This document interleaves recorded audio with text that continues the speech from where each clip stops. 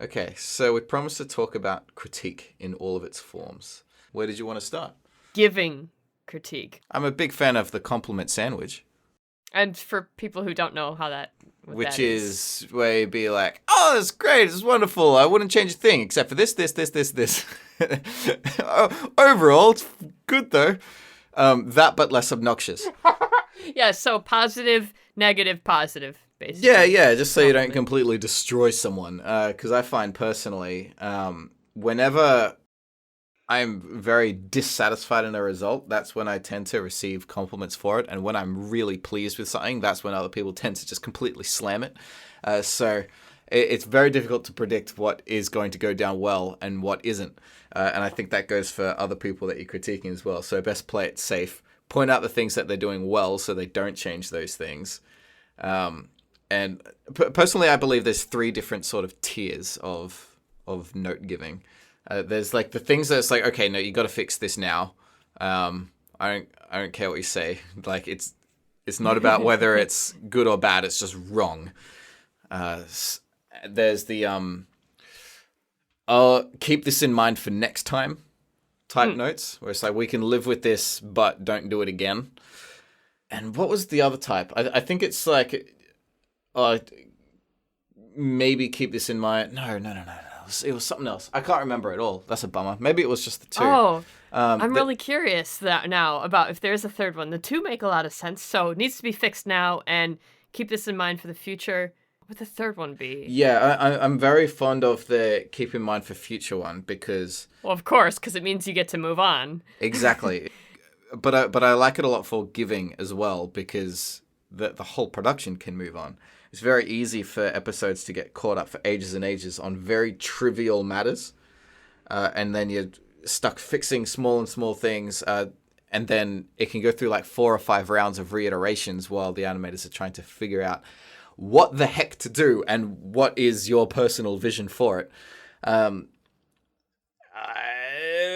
it doesn't really matter because episodes that are later in the series are always going to look better than the earlier ones anyway.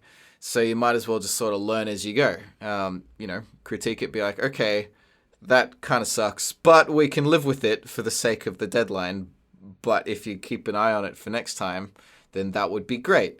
And if you don't, then it will come back and you'll have to do it a second time. So don't do it. That way you can sort of get people to on board with different sorts of changes without completely crippling that line of communication. Oh my gosh, I'm just so happy right now. That is, I want everyone to take that to heart because, again, it's about getting the critique, giving the critique, but not stalling the production. So whether that is you're at a studio, you're at a job, you're an illustrator for some company, I don't care. Having someone fix some tiny thing that doesn't really matter slows down the whole production process. And on your end, as an individual artist, if you're sitting there like, what color should the background be? I don't know. And you spend 30 minutes flipping through colors or, different types of textures. And I say this because I do it, but it doesn't really matter. So get on with it. Actually, I just thought of a big one. Like, when you're in a position of giving other people notes, and when you've been in that position for a little while, it's very easy to adopt the mindset of, because that's part of your job, is giving critique and making sure that everything's good, and errors are ultimately going to be on your head as the lead, right? Unfortunately, it's very easy to fall into the mindset of, if there are no notes on a thing, then you're not doing your job right. Like it becomes somewhat difficult to let things through on the first pass, just almost subconsciously. And that sort of destroys everyone. Because if you're an animator and you know that someone's going to give you notes for the sake of giving you notes, then that's just annoying and difficult to keep respect for some people that do that, when it's just kind of like, do you actually know anything about animation, or are you kind of just giving notes so you can feel important? That's actually a really good point too, because on my end of the line, if you have repeating customers, you'll start to recognize which of them is always going to ask for a fix on something. So what happens as a result is you don't do your best to begin with, because you know they're going to point out something that they want changed. Versus you'll have customers who never ask for any changes. So you will do the absolute best you can on the first pass. I mean, with a little bit of room just in case. But, and so it's sort of interesting that way. But the other thing is, on the internet side of things, as far as coming across internet critiques, you'll get people who it seems like their sole purpose is to go around and just critique everything so that they look smart, right? Yeah. But whether or not that critique is actually A, valid, or B, useful is up for debate. There's a lot of subjectivity, and like if something is like subjectively to someone's taste or not, that's only really important to the person who's paying you.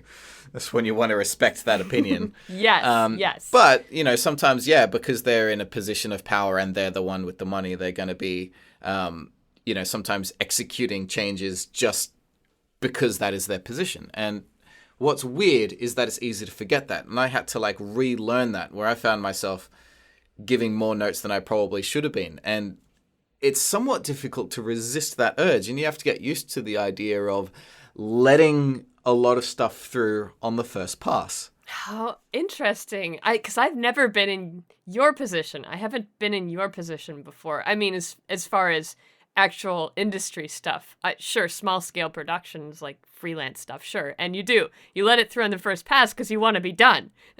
Well, it sounds strange if you haven't experienced it, because it was like, oh, is it like a power going to your head thing? No, not at all. Because it's if you have like 6 people and you got to go through every one of their shots with a fine-tooth comb and point out all the mistakes that need to be fixed and whatever. If you receive all that stuff and then 98% of it just goes through immediately, that makes me worry if I'm incompetent. Am I not good enough to be able to spot the things that need fixing? Am I being lazy by not spotting anything? I better spot some stuff. And it's, difficult to let that go and think, you know what, actually, maybe everyone on my team is just banging and they got 98% of it right the first time. Yeah, I would be worried if I didn't catch anything, And I think most people can be subject to that sometimes. Like I'm a big fan of being able to fight notes, like on both ends. Ooh, okay.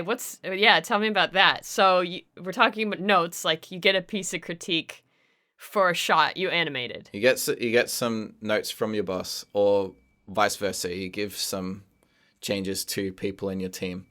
And I'm a big fan of it both ways. I have so much respect for a boss that I can go up and say, hey, I disagree. I don't think we need to change that. But also have a lot of respect for team members who don't just do as they're told and grumble under their breath, but be like, if they have a problem, they'll come and say, hey, I think you're full of it. Let's not change this. Because that leads to a discussion. And if you've got someone who, you can communicate with above or below, then the best answer will come out. And, I find a lot of people that I really like working with, usually the result is a fairly even split on times where they say, I hear what you're saying, but no, I need you to do it this way. Or they'll say, oh yeah, no, that's a good point. Let's do it your way. Which makes sense because you like the individual animator, they have a very fine focus on the detail. They know more about that particular moment than everyone else. But a leader or director, they know more about the episode as a whole. They're the one with the bird's eye view. So maybe the individual animator isn't seeing what's happening in context of the rest of the story. That's interesting. Yeah. If for some reason the boards or the directions on that shot, didn't give enough information to see far into the future, then yeah, sometimes the leads have a reason. I mean, I assume they have a reason, but the animators themselves have a reason for the way they did it. So sometimes, 50-50. Sometimes the way they did it for that reason makes sense, and sometimes it needs to be done according to the lead because of the whole production, like the big picture. Yeah, that's why I think communication is super important, to be able to express those things. Otherwise, whole sequences can completely fall down the toilet just because people are too nervous to speak up about it. However, it is a balance. Because if you're just being a little bit whiny and you're bringing up fault with everything. No, nobody likes that person. Nobody likes that person. Exactly. Because like a director or a lead, they've got to deal with a lot of different people and a lot of stuff going on. And if there's, one annoying kid at the back of the class who's always causing a ruckus, then that's very irritating. Especially if, if you're causing a fuss with every single change just because you think you're really good and that you shouldn't get notes, that's ridiculous.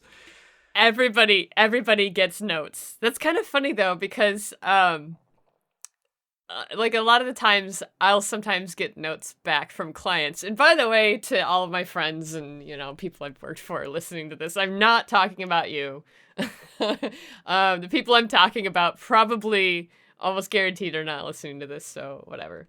I was going to say, sometimes you'll get notes back and you'll go and you'll make the changes because, the client knows best. It's kind of funny because in that relationship, there's that same power imbalance, right? So the person paying you the money, whatever they say goes. Like, I will do whatever you want me to do. But sometimes I'll get suggestions that I don't think are very good. And I usually don't argue back. I'll just do it. Just like, okay, fine, I'm gonna make the change. Do the grumbling thing, right? Yeah, but I generally don't fight back. The times that I do is when it's a repeat customer or a friend of mine and I know that they'll actually consider, like, I got comfortable enough with them to say, yeah, but XYZ, we should probably do it that way. Or, I think it would look better that way. Yeah, and that's the same thing with, someone in a studio environment. You're working with them every day, so hopefully you can communicate like that. Hopefully. Hopefully. Clients, it is different, though, because a lot of the time you're working with someone who is outside of the industry. They're not familiar with the technicalities, the lingo, all the things that we've studied. So sometimes you got to take them on a little bit of a journey. And I've seen times where, the first initial design of, I'm sure a lot of people have experienced this, where the first initial design is fine. But because it isn't exactly to the vision of the client, they'll issue changes, which is fair. But not really respect. There's a reason why the designer went a little bit off brief. Because when you look at the full 6-month journey of the amount of changes that come back and then get redone again and again and again, it ends up almost going full circle, and the final product is eerily similar to the first draft. Have you ever had that? I haven't had that many iterations. Again, none of the projects I've done have been. I do work with a lot of people who don't know how commissions in general, how that works. But the interesting thing is a lot of the people I work with will upfront say, hey, this is the first time I'm paying for something this big, or this is the first time I'm paying for a piece of art, just to let you know. I think it happens a lot more with like pre-production. If someone comes up and be like, hey, we're a place and we've got 10 million and the rights to this IP. Let's do a series on it. And you're like, okay. So then, you start designing the look of it, and they're like, they've got a lot riding on it. So they end up going on that whole cycle journey. And what's interesting about it, finishing very similar to how it started, was, the designer already knows what's going on. They make it the way it should end up. But the client, they sort of have to go on this journey of education first. They see all the iterations of the reason why it started off, what they had in their mind's eye, and why that probably won't work. And all of the iterations that, ebb and flow and go up and down and get bigger and smaller until eventually it ends up with what the designer had in mind originally. Because they just do that all in their head right away. They do the complete cycle. But you sort of need to hold the hand through the client through the whole journey. So I'd be interested. Like, I've not had to do that too much myself, except for like way back in the beginning, just doing like business cards for small businesses and things. But on a larger scale, I wonder how those I do wonder how those meetings would go, like trying to convince someone to step away from their original vision to trust the vision of a designer. Like That's the hardest thing you can do, I think, is to ask your client to just like go with what you're saying, to trust you. You're asking a person to trust you, and that is really hard to do. Yeah, so that's like, if anybody listening, you have this series or this book or this piece of art or this piece of music or whatever you wanted to make, and instead of making yourself, you have someone else do it, and that person, who you don't really know that well, just tells you to trust them. That, that was your vision, but believe me, this thing we're going to give to you, that's not really your vision, this is going to be so much better. Because then if it tanks, then you'll be like, well, that's on their head. They told me to trust them, and I couldn't. Exactly. But, it usually doesn't work that way, Like, it's not going, it's a leap of faith, I guess. So it's a deep world, this one, because we haven't even talked about the casual side of things, like the uni student who gets ripped into by their professor, and they kind of like, oh, he doesn't know what he's talking about, that kind of thing. Oh yeah. Let's talk about that then, because that's sort of my side of the field, is the small stuff, like. Every day, a couple people email me their art and ask for me to critique it. I'm just like, I can't. No, no, I don't have the time to do this anymore. Sorry. Okay, this is relevant. Friend was telling me about this thing he saw, just like on Facebook or whatever the other day. It was like a networking group for getting into like the games industry or something like that. And they were an artist. And they were kind of being like, oh man, I've gone around, I've emailed all the companies like within a reasonable distance. No one's giving me a shot. What am I doing wrong? And everyone starts, critiquing or giving advice, rather, on different things. Be like, oh, go to networking events. Maybe, try some different styles, because what you're doing is a very, like, narrow field. And everything that was given, there was a rebuttal.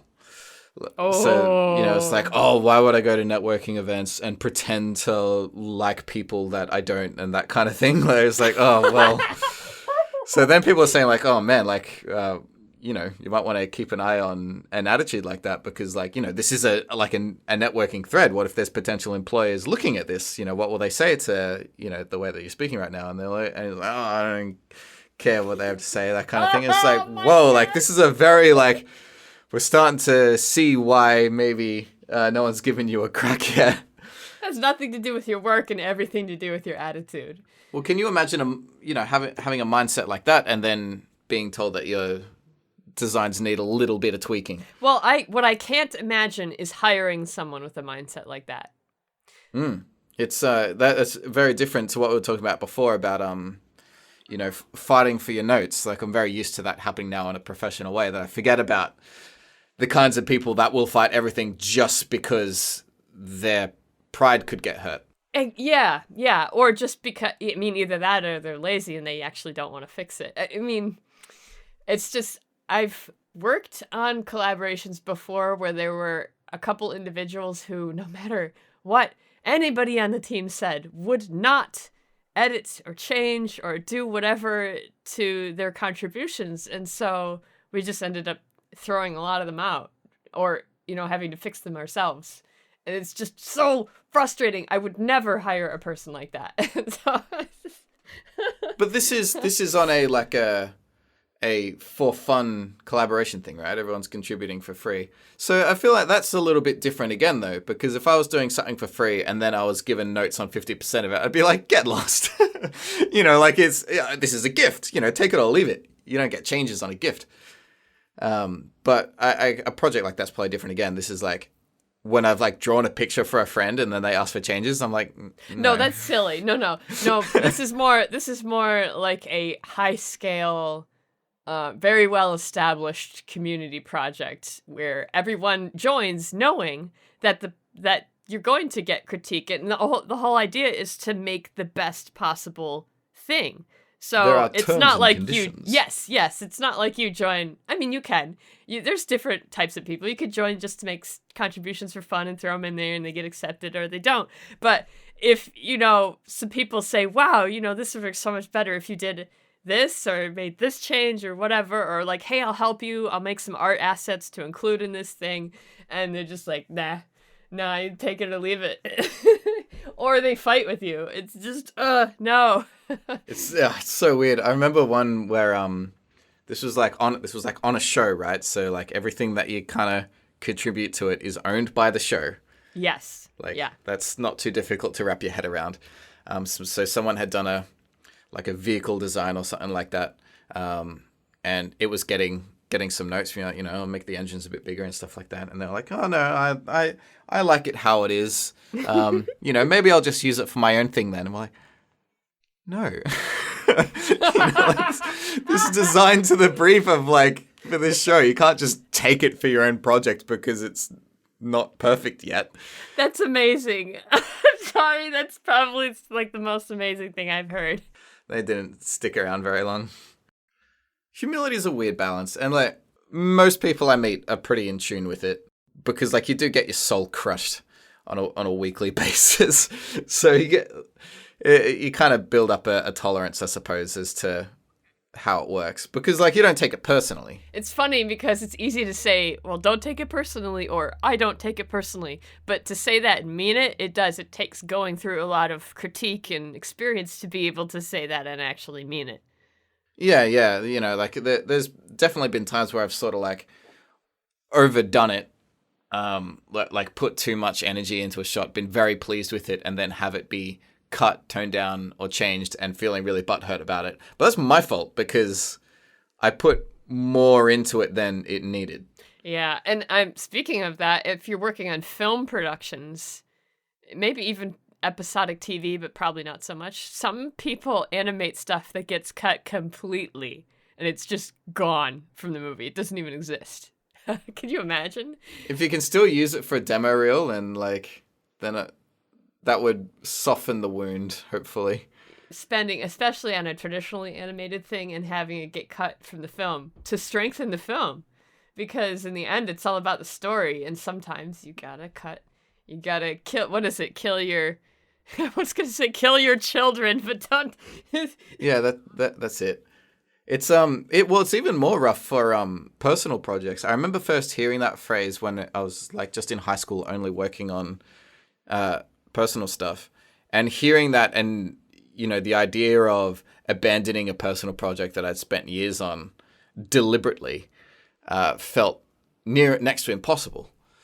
But maybe I should listen to that advice, because there were some projects that sort of continued to linger in the back of my mind for years. It's been like, I'll get around to that one day, and next minute an entire decade has passed, and it's like, okay, no, if I was to revisit that franchise now, it would have to be completely redone from the ground up, because I'm not a kid anymore. It wouldn't even be the same thing anymore. It just, yeah. No, the world has changed. The way you make content's changed. Our personal ability has changed. Over time, you get so much more knowledge, I suppose, to work off of, or just like wisdom, I guess. So the types of things that you make as a teenager and as a kid are, I don't know, they can be predictable, I guess, from an adult standpoint. Like as an adult, you could make some really twisted endings that nobody would expect, just because you've seen and read and watched and played and experienced so many different stories that you kind of know what not to do. Golly, I almost feel the opposite. Really? Because there's more imagination to the child's mind. Well, yes, that's true. But yeah, well, there's a lot to talk about with that, and it's a different topic. And we've been going for half an hour on this one, so let's do that. I learned a lot. I'm really glad that we talked about this. There's a bunch of more points with that have entered and slipped my mind throughout that conversation, so it may come up later. We'll see. Yeah, it's a popular topic.